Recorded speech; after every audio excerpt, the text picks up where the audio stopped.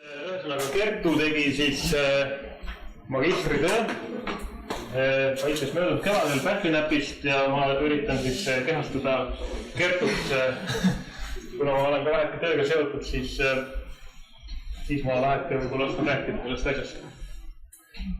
Nii, ühesõnaga teema oli siis Pähklinäpp, tema Levila põhjapiiril ja siis see, et kas me võiks teda siis Eestis kohata või kui sageli. Selline väike hiir, võiks öelda siis karvase sabaga. Nii, mis loomaga on tegu? Kõigepealt on ta enamasti öise eluviisiga ja arboreaalne liike. Ehk siis liigub valdavalt maapinnast kõrgemal, puittaimede, oksimaada, ka võib-olla tugevamate selliste puhmastaimede pidi. Aga maapinnal üldiselt väga sageli ei käi. Võib-olla käib väheke rohkem kui lendorav, aga igal juhul on ta seotud siis arboreaalsete liikumisteedega. Siis teine iseloomulik asi on see, et ta magab palveõnde, mis võib Levila siis põhjaservas kesta isegi vaatet üle poole selle looma elueast, aasta ringist. Ja ta võib ka jahedate suvede puhul kehvade ilmadega, kehvade toiduolude korral siis taldumusse langida. Toitub, ta on taimtoiduline, sööb pungasid, õisi, vilju, aga ka vähegi siis loomset toitu, putukaid näiteks. Aga valdavalt siis on selline, kuidas siis öelda, frugiform.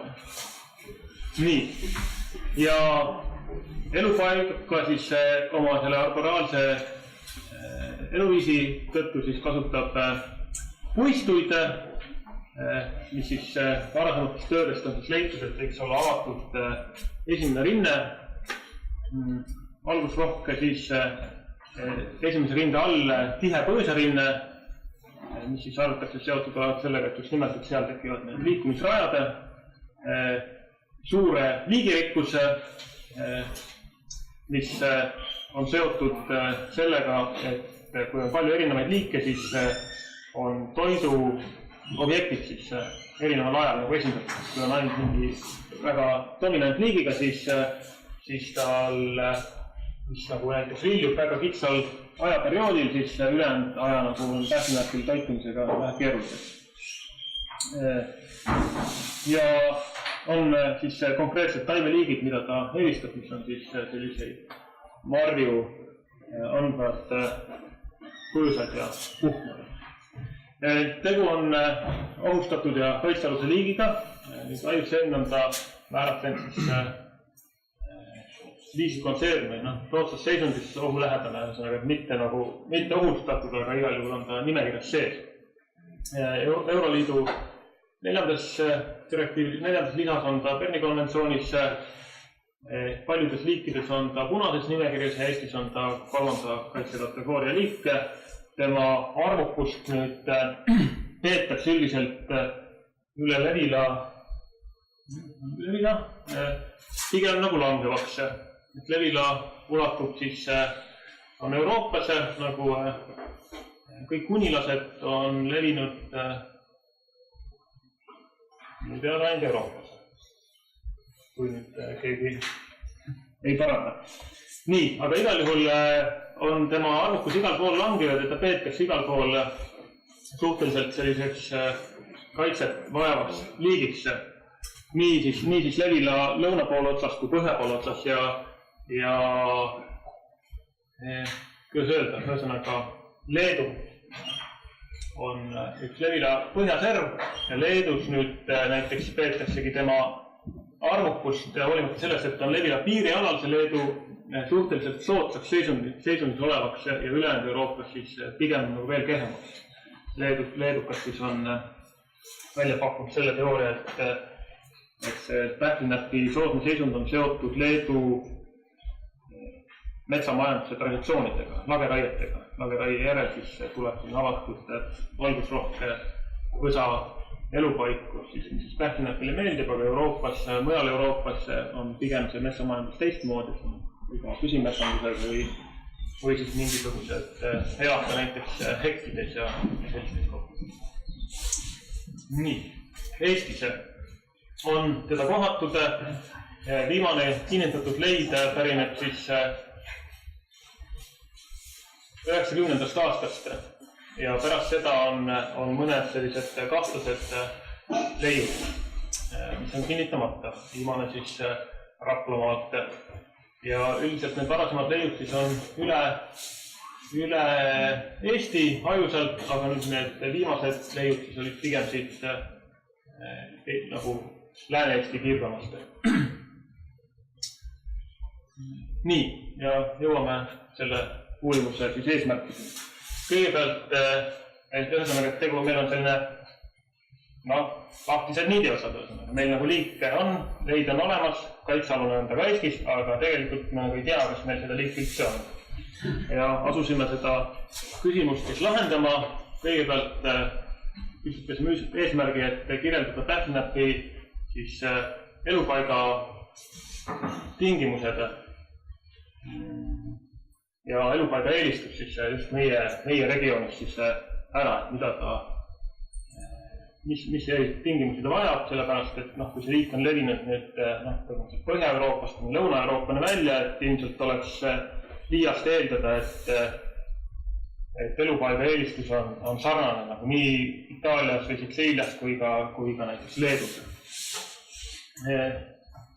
Siis teine eesmärk oli see, et vaadata, et kuidas need elupaiga tingimused siis looduses siis muutuvad põhjagradiendil, kui me nüüd lõikame läbi või võtame sellise läbilõike Levila põhja piirist, et kas on mingisugune hüpe ja siis selle kahe tulemuse põhjal siis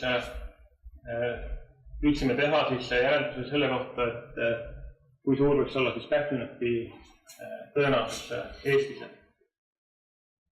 Nii, metoodikaks oli meil niimoodi, et me uurisime pähklinäpi raiesmikel, sellepärast et seal on liiki lihtne tuvastada, igal juhul lihtsam tuvastada kui kõrgpuistutes, sellepärast et me nüüd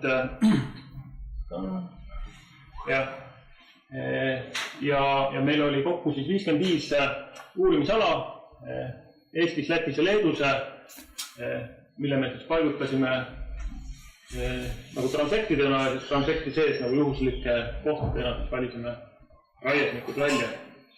Ja see siis oli niimoodi, et me alustasime ühte transekti siit Leedu lõunaotsast, kuna seal on nagu kõige lõunapoolsem koht ja on teada, et seal on väga korralik ja tugev pähklinäpi asurkond olemas, ehk siis saada nagu selline referents punkt kätte, et kus liigil kindlasti hästi läheb.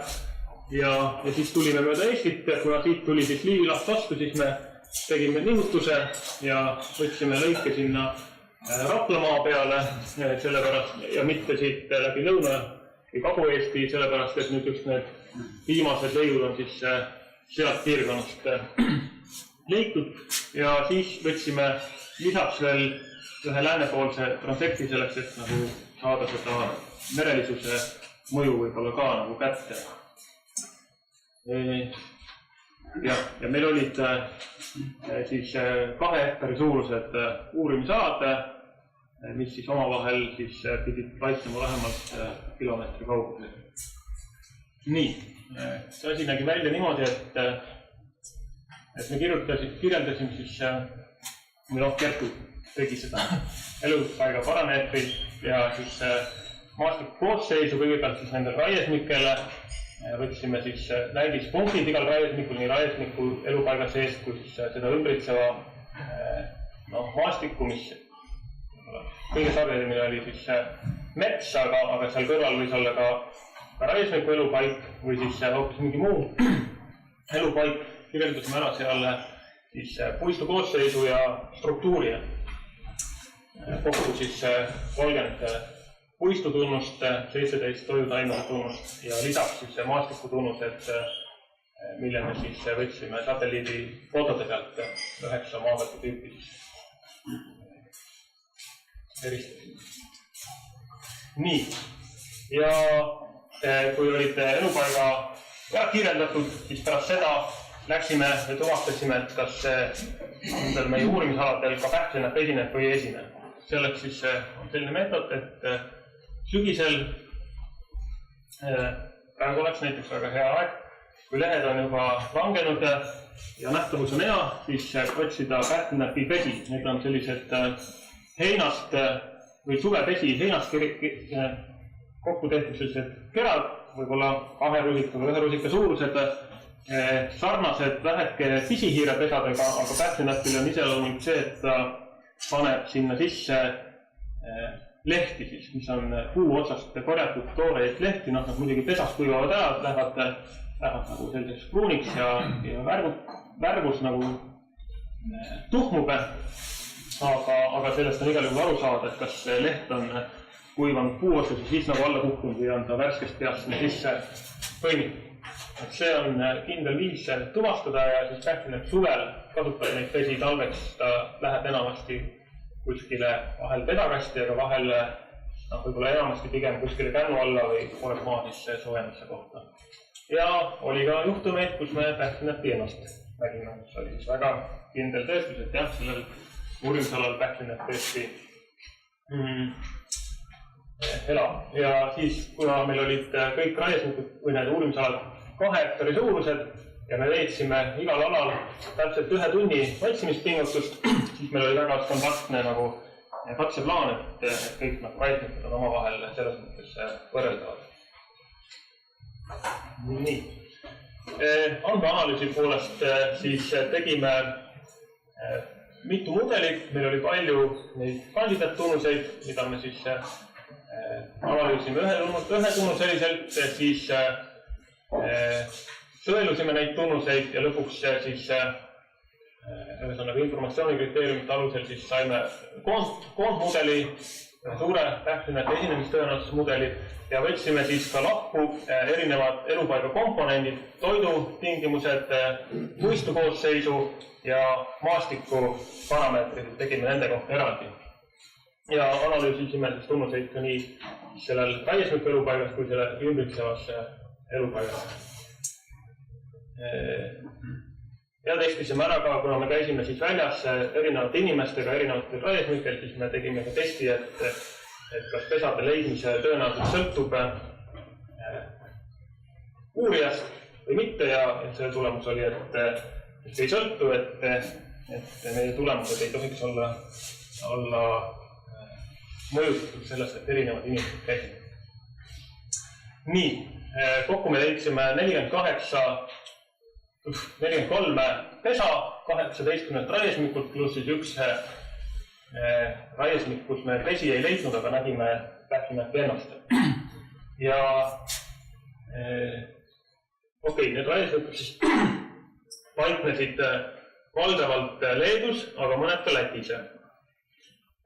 Pesapuudest nüüd need puud, kus otsas raiesmik oli, siis enamik olid kuused, et tüüpiline ongi nüüd see, et pähklinäpp, kui ta pesa teeb, eriti sellises raiesmiku biotoopis, metsabiootoopi me ei tea, kogu ta seal võraoksa teeb, aga raiesmikul ta teeb selle pesa siis nagu kuuse tüve lähedale hästi tihedasse võra sisse ja seda kirjeldada umbes nii, et kui te olete... See oli siis noor kuus või säilik puud?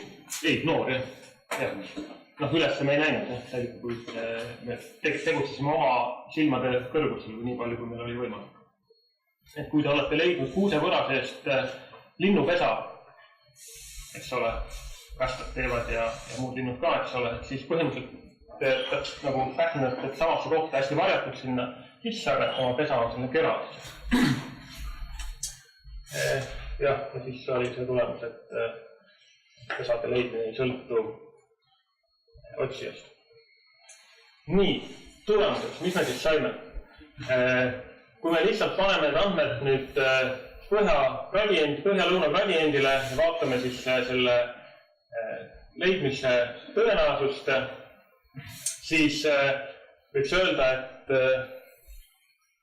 pähklinäpi kohtamise tõenäosus siis Eestis on väga madal, ka nendest samadest andmetest näha, et kuna me ühtegi pesa ei leidnud, siis loomulikult keskmine pesade arv tulebki väga madal. Ja siis Leedus on suhteliselt maksimum peal kuskil, Lätis siis on see koht, kus alla langeb ja levila piir võiks siis jäljitavasti paiknema. Ja siis võiks nagu selestada seda siis vegetatsiooniperioodi pikkusega või kliimatingimustega. Nii, elupaiga tunnustest, mis me saime teada pähklinäpi kohta, on kõigepealt pähklinäpi leidmine, pähklinäpi esinemine, korreleerub siis võra nagu laiuvusega. Siis sellise, et pähklinäpi me leidsime rohkem sellistelt raiesmitelt, kust oli rohkem laia võraga ja selliste horisontaalselt paiknevad okstega põõsaid. Ja samal ajal see põõsarinne peaks olema või oli sagedamini pigem hõre, siis see raiesmiku puistu oli nagu valgus, küllasem. Ja puistu koosseisus siis torkasid silma siis sarapuu, paaspuu ja vaarikas konkreetselt liikidena ja siis valgustingimused, et on hea, mis ilmselt on siis ka seotud sellega, et valgus rohkemates kohtades siis on pähklinäpi toidutingimused paremad. Raiesmiku ümbruses siis mitte nüüd see raiesmiku elupaik, aga et me nüüd otsisime pesi raiesmikul, aga mis nende raiesmiku ümber siis oli, kust me leidsime.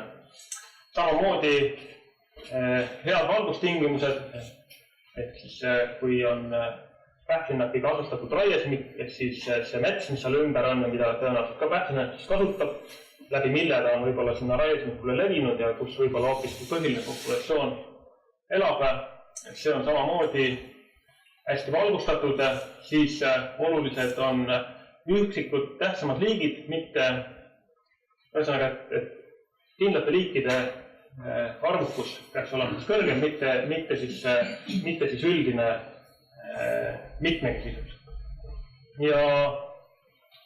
Ja nüüd maastikutunnustest siis selgus, et elupaiga killustatus on negatiivselt siis korreleeritud pähklinäpi esinemissagedusega.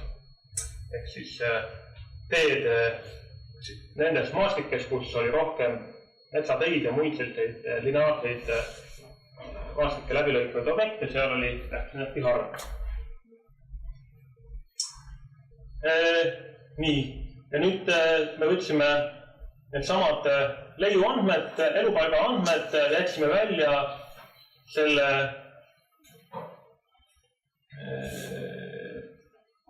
põhjagradienti ja tegime ennustuse, et kui palju siis, kui head võiks olla pähklinäpi elupaiga tingimused Eestis. Kõigepealt, kui meil see põhjagradient sees oli, siis nagu ennustusest võiks öelda, et kui Leedus on kohtamise tõenäosus 66%, siis Eestis on 0%, aga siin peab möönma seda, et meie otsimispingutus, et see on nagu nendes tingimustes, kus sa otsid 2 hektari raiesmiku pealt 1 tunni, siis tõenäosus leida pähklinäppi Eestist on 0,1%. Nii, aga et kui jätta nüüd välja see põhjagradient ja vaadata ainult elupaiga koosseisu, elupaiga tingimusi, siis oleks Leedus elupaiga sobivus 44%, Eestis 15%, et nüüd võib-olla need protsendid ei olegi nii meeldejätmiseks, aga iva on selles, et Eesti elupaigad pärast seda, kui välja eemaldada siis põhjagradiendi mõju, on 3 korda ületamad kui Leedus. Aga millest seal konkreetselt see vahe on või sellest veel tuleb?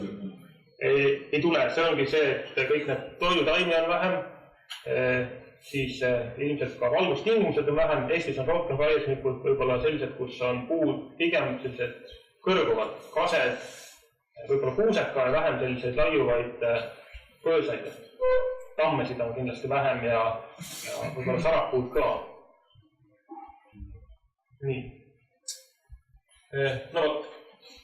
Ja kokkuvõtte ongi see, et Eestis on siis 3 korda madalamad või 3 korda väiksem sobivus, elupaiga sobivus kui Leedus. Ja et võrreldes siis Leeduga, mis on siis Põhja-Euroopas teadaolevalt üks parimaid tugevaima asukonnaga kohti. On arboraalse eluviisiga, siis ta liigub enamasti puid mööda, et kui ongi mingi lineaarne maantee läbi metsa, siis ta peab laskuma maapinnale, et sealt üle saada ja see on tema jaoks nagu ebaloomulik käitumine. No vot, ja siis terve hulk inimesi oli, kes meid aitasid, paljud on siin ka kohal täna ja suur abi oli sellest, kes väliseid tegid ja kaasa võitis. Vot, aitäh!